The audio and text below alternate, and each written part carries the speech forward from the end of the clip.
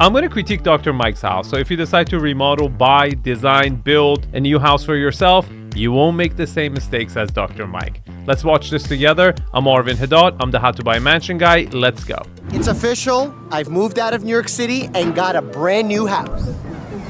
Okay, can you spot the obvious architectural element that stands out and identify the architectural style? 3, 2, 1.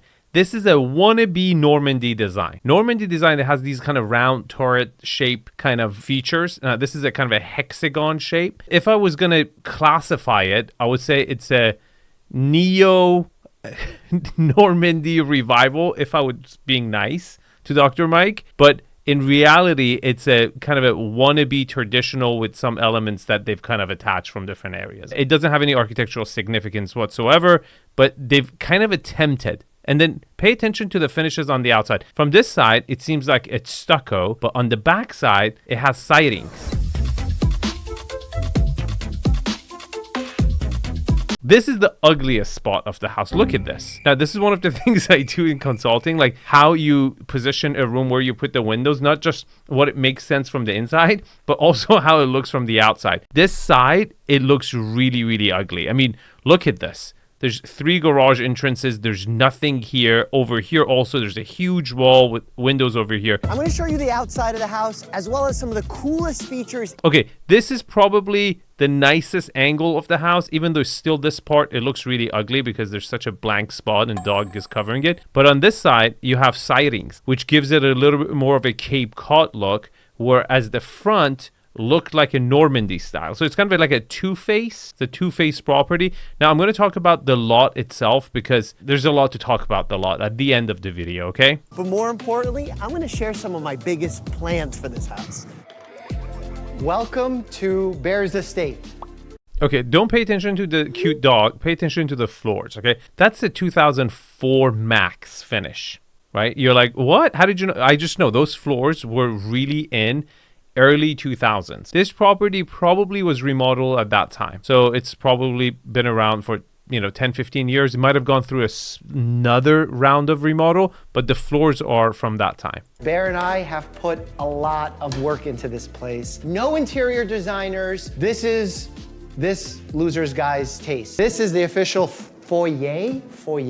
I don't know how to call it. I like calling it the entryway. Entry is fine, foyer. And right away, I wanted it to be known that when you come to this beautiful nature, the city is a blur. Wait, Dr. Mike, you should have really got an interior designer. You cannot not do something, okay? Let me give you an example. Don't think of the color red. Don't think of a color red. Don't think of a pink pig. Don't think of a pink pig. Don't think of a pink pig. You following? You can't bring in art that it's supposed for you not to think of the thing that you're showing it, okay? People walking in are going to think exactly New York, what you don't want them to think. Please, take that out, okay?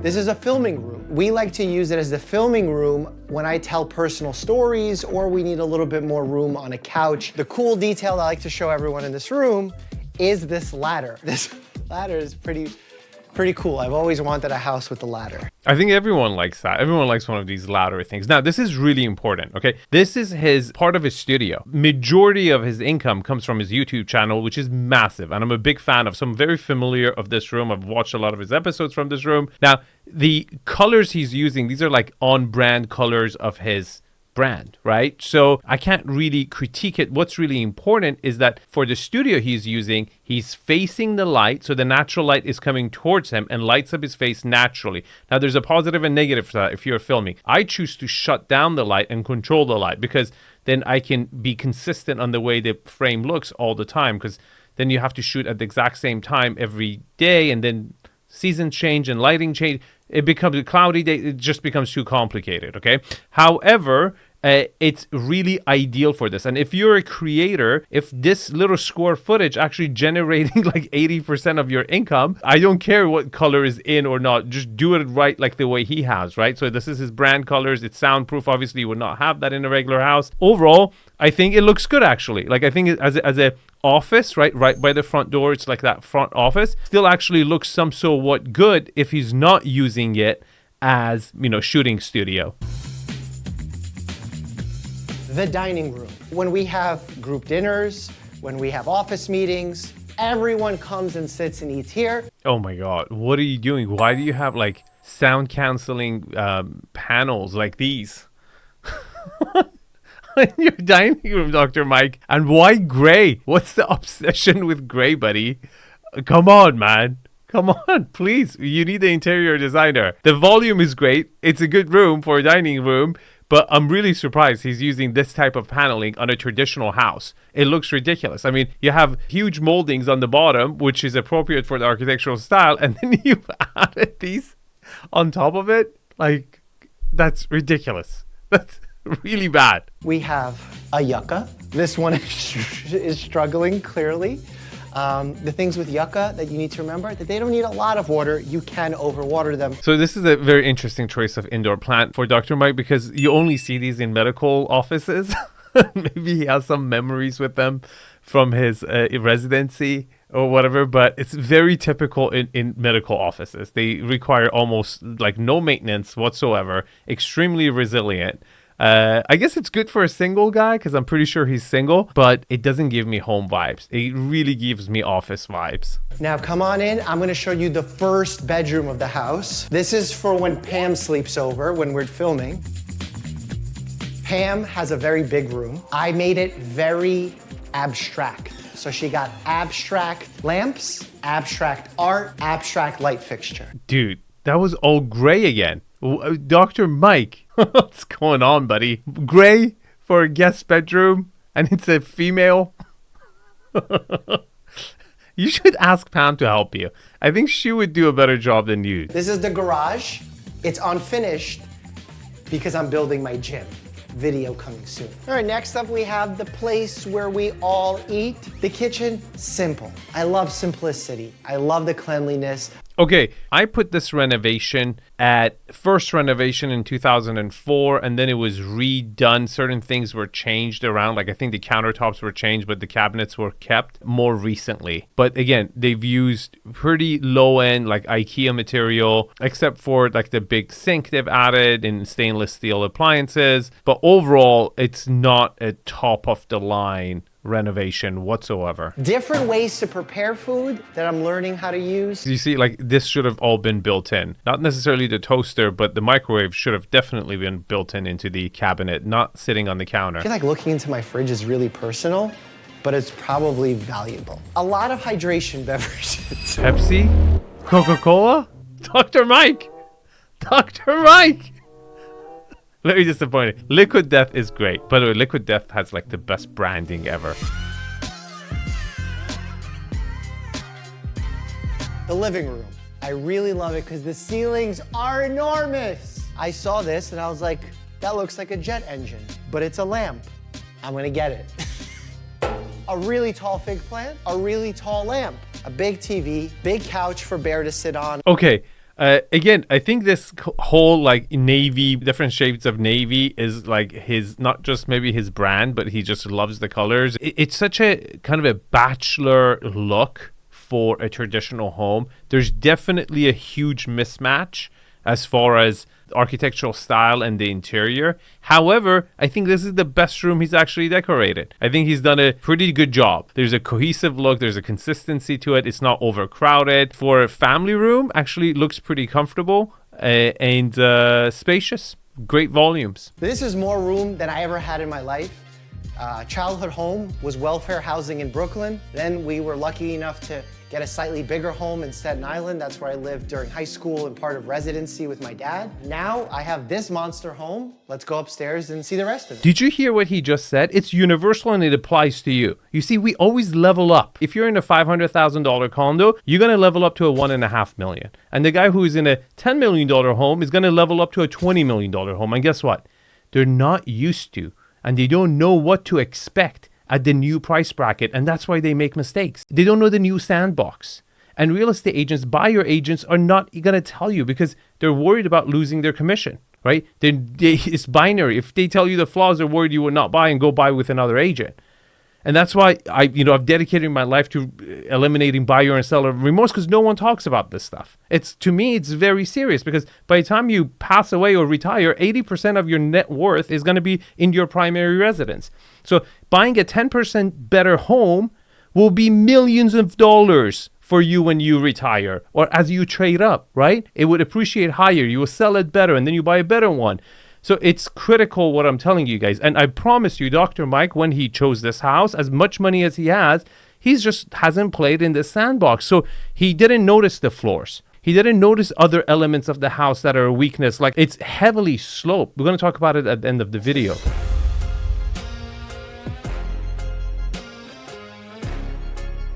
We have a large bed. Curtains were a disaster. I had no idea how complicated it is to do curtains, but I found out that the higher you put them, the more elegant your windows look, so you get really long curtains. They actually need to touch the floor. Some people don't, but apparently that's stylish. I don't know. You have my watches, this really cool little plant. I don't know the type of plant that is. I need to look that up. Okay, size-wise, it's not a bad size primary suite. It's just very dark. You're facing the front of the property in one of the hexagons. Overall, not so bad. It's just very consistent with these darker masculine feature, consistent with the family room downstairs. You've seen the bathroom routine before, so you know what this room's all about. We have a giant tub.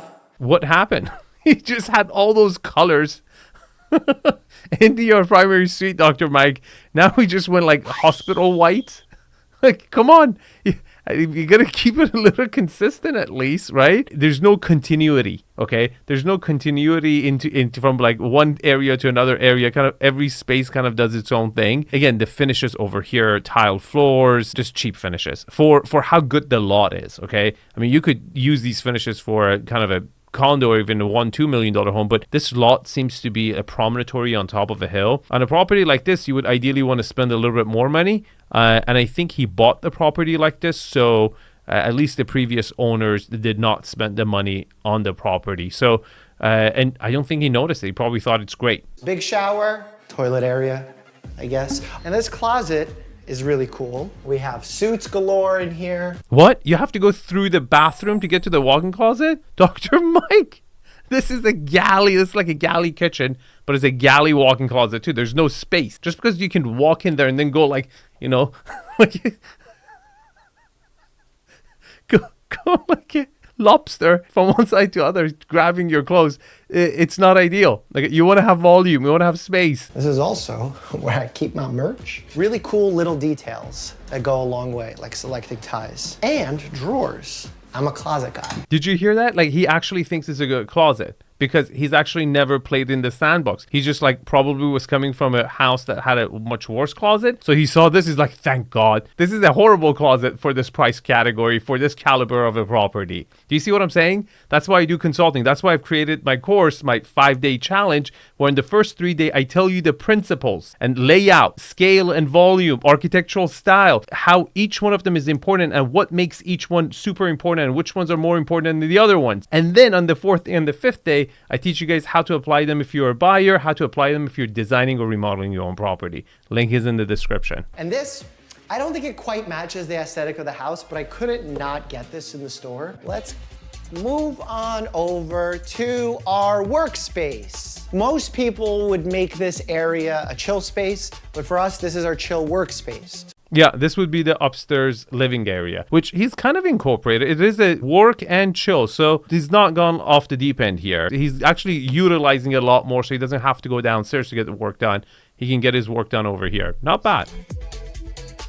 You have a very feng shui room. Some of my art from New York City has made its way here. Something that you used to see in that previous apartment, my shelves. 𝗕𝗏𝗎𝗍 signed that. 𝗕𝗏𝗎𝗍 signed that one. Some really cool things that I've collected through my travels. Okay, again, not a bad bedroom. The bedrooms at least each have a kind of a theme. Now, the themes are completely different from each other and the rest of the house. Definitely looks bachelor, like definitely looks like a bachelor home, but overall, not bad.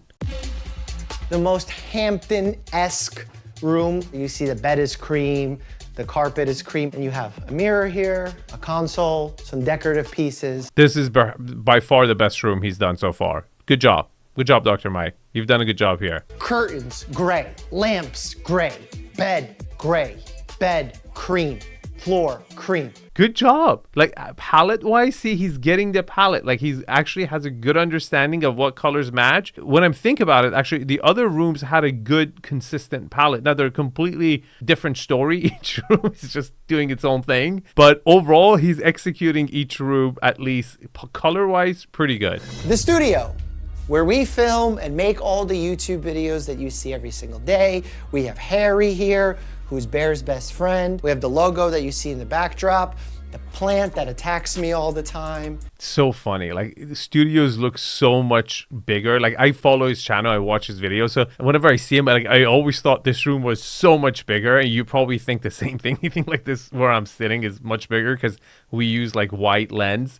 But in reality, it's much, much smaller than you think. But overall, I think it's really important to designate the best space that puts you in the right mood, right? The way I've decored and you know, I consider the space a sanctuary. That has to put me in the right mood to make the best video. So I care a lot less of what you guys think about the space. I want to surround this area where I'm sitting, and when I walk into it to be like, ooh, Arvin, you're a kid again. It's playground. Let's make movies. Let's make videos like how you used to. You were a kid. It's time to play, right? So I want the atmosphere and vibe to give me that energy so I can do a good job on front of the camera.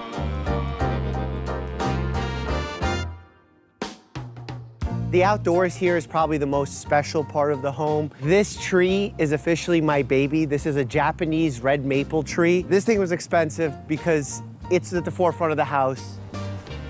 The beauty of getting out of the city is that you get a lot more room, and a lot more room for activities. My goal here is to take this giant space here and potentially create a tennis court and or basketball court. Yeah, I don't think that's a good idea. I don't think it's going to add much value, and it's going to be very expensive to grade over here because it was heavily sloped. And I think you got bigger problems because what I see is a house that it's not sitting on the best spot of the lot and a lot that is very, very challenging. Now you're like, Arvin, how could you say this? This is an amazing lot. It's really not. Let me explain. There's two topographies on the right and the left side of the private driveway that are heavily sloped. The hill on the right and the slope on the left, okay, which are very expensive to grade or add any type of tennis court or basketball court. And then the way the house sits on the lot is also forced by the slope of the topography of the beginning of the lot. The private driveway, first of all, it should be tree lined, but when it reveals itself from the ugliest point of the house because it had to because of the topography. You see the 3-car garage, the ugliest part of the property. It's like looking at your future wife for the first time while she's picking her nose. You don't want that. You want to enter from the front.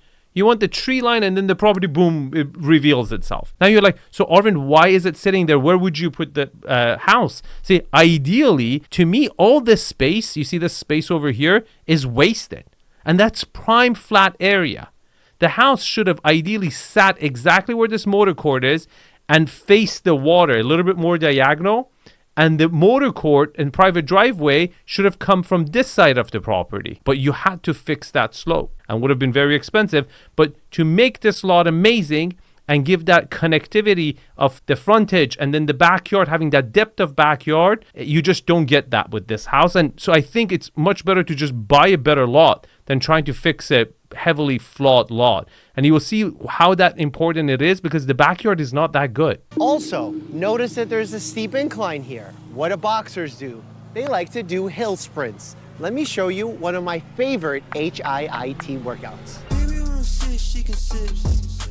Baby says lit, it's lit. Got your bank account in a cube. If she said it loud, it's You see, right off the entrance, this is where they should have thought about changing the entrance, the private driveway to this house to make this acreage in the front of the lot much more usable. But because they didn't want to spend the money on grading this big fat hill on the left side, they put the driveway right down the middle, which killed the acreage. your bank account in a cube. She can make it count about you. You see why I said it's like looking at your future wife for the first time while she's picking her nose? Like, what is this? This is the ugliest thing I've ever seen. And this prime area, where like the best flat area of the whole lot where you get views from, is not being used. The house is pushed all the way back there because you needed that separation. All right, let's take a look at the backyard.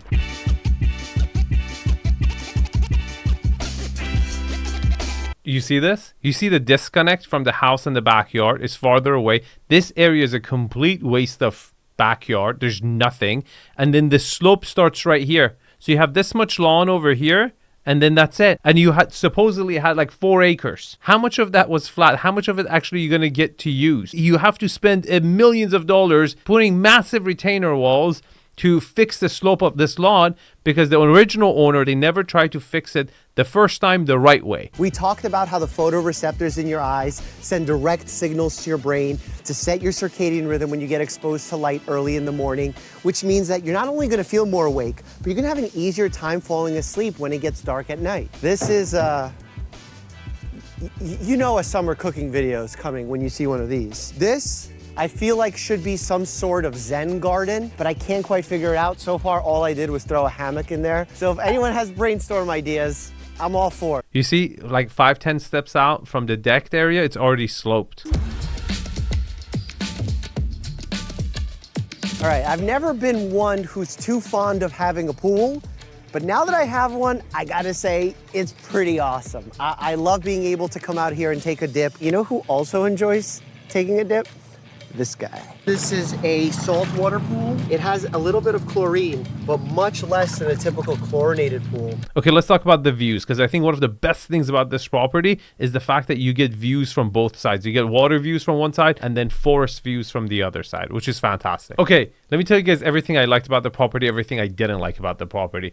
What I like about the property is the views. I think the views were the best part of it, and he didn't even really show it, but I could recognize from the lot that that lot has a lot of potential. I didn't like the architectural style. I thought the house looked really cookie cutter. It didn't look bespoke. It didn't have that ultra luxury feel and vibe to it, where I think that lot, if properly graded, could have delivered. I like the fact that it had a private driveway, but again, at the end of it, you killed it. It wasn't tree line, and then the approach was wrong. I didn't like the fact that your backyard didn't really feel like a grand backyard, just because the house was skewed to one side and then the backyard was kind of off center. I felt like there was a lot of wasted flat area at the top of the hill, and I really blame it on the probable original builder of this property, where they didn't want to spend the money to kind of get you on the, give you the couple turns or whatever they have to do, grading, to get you on that hill on the right side. So you enter the lot, the flat area, from the sweet spot where it would make everything else fall into place. If you like this house, you will love this one. And if you want to join the 5-day challenge where I go over the 10 principles and how you can apply to buy, design, or build your own property, click on the link below. See you guys in the next one. Bye.